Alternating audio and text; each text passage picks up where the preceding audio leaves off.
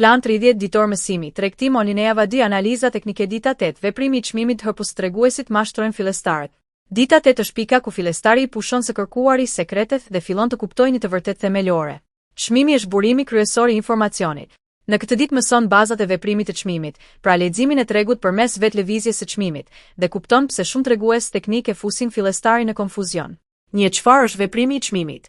Veprimi I çmimit është mënyra se si çmimi lëviz në grafik dhe si e shpreh luftën mes blerësve dhe shitësve. Kur lexon veprimin e çmimit, ti përqendrohesh te çirinj dhe forma e tyre, drejtimi I përgjithshëm I tregut, zonat e mbështetjes dhe rezistencës, ritmi I lëvizjes, I shpejt, I ngadalt, I paqartë. Veprimi I çmimit nuk është magji, është vëzhgim I rregullt dhe I disiplinuar I sjelljes së tregut. 2. Pse veprimi I çmimit është baza më e fortë? Veprimi I çmimit është baza më e fortë sepse çmimi është I pari që lëviz. Çmimi I tregon të gjitha, frikën, lakmin, pasigurinë dhe vendimarrjen. Çdo tregues teknik, në fund, del nga çmimi. Pra, nëse kupton çmimin, nuk ke nevojë të mbushësh grafiku me shenja të panevojshme. 3. Çfarë duhet të shikosh në veprimin e çmimit? Forca e lëvizjes. Trupa të mëdhenj të qirinive tregojnë forcë. Trupa të vegjël tregojnë pasiguri. Hije të gjata tregojnë refuzim. Drejtimi I tregut. Nëse çmimi krijon maja dhe funde gjithnjë më të larta, tregu është rritës. Nëse krijon maja dhe funde gjithnjë më të ulëta, tregu është rënës. Zonat e reagimit. Kur çmimi afrohet te mbështetja ose rezistenca, tregu zakonisht ose kthehet, ose e thyen dhe vazhdon. Detyra jote është të mos parashikosh, por të vëzhgosh dhe të presësh sinjalin e qartë. 4. Pse treguesit teknik mashtrojnë fillestarët? Këtu duhet të jemi të qartë. Treguesit teknik nuk janë të këqij.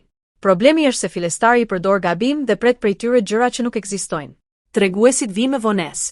Treguesit llogariten nga çmimi I kaluar. Kjo do të thotë se ata shpesh të tregojnë diçka pasi lëvizja ka ndodhur. Fillestari sheh sinjalin dhe hyn vonë, pikërisht kur tregu po lodhet. Treguesit krijojnë konfuzion. Shumë fillestar përdorin disa tregues njëkohësisht. Njëri thot bli, tjetri thot shite, një tjetër thot prit. Rezultati është dyshim, vendime të ngadalta, hyrje të gabuara. Treguesit e heshin vëmendjen nga çmimi. Kur grafiku mbushet me vizime, gjyra dhe sinjale, fillestari haron të shohë gjën kryesore, çmimin dhe sjelljen e tij. Dhe treguesit I japin fillestarit ndjesinë e rreme të sigurisë. Fillestari mendon: nëse treguesi e tha, atëherë është e sigurt. Në tregtim nuk ka siguri. Ka vetëm mundësi dhe menaxhim rreziku. 5. Si të punosh praktikisht në ditën 8. Në ditën 8 bëjmë një ushtrim të thjeshtë, por shumë të dobishëm. Hap një grafik në platformën tënde. Zgjidh një treg, për shembull, euro ndaj dollarit amerikan, poundi ndaj dollarit amerikan, dollari amerikan ndaj yenit japonez. Hapi 2, lëre grafikun të pastër, pa tregues, pa shenja të panevojshme, vetëm qirini. Hapi 3, shiko këto 3 gjëra. Drejtimi I përgjithshëm I tregut. Zonat ku çmimi është kthyer disa herë.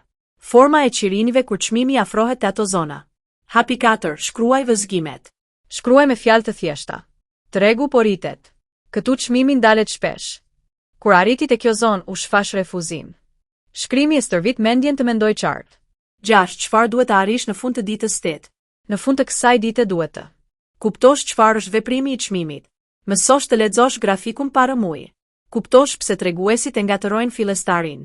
Fillosh të besosh te vëzhgimi, jo te sinjalet magjike. Përfundim. Veprimi I çmimit është themeli. Treguesit janë vetëm mjete ndihmëse. Nëse nuk kupton çmimin, asnjë mjet nuk të shpëton. Nëse kupton çmimin, nuk ke nevojë për shumë mjete.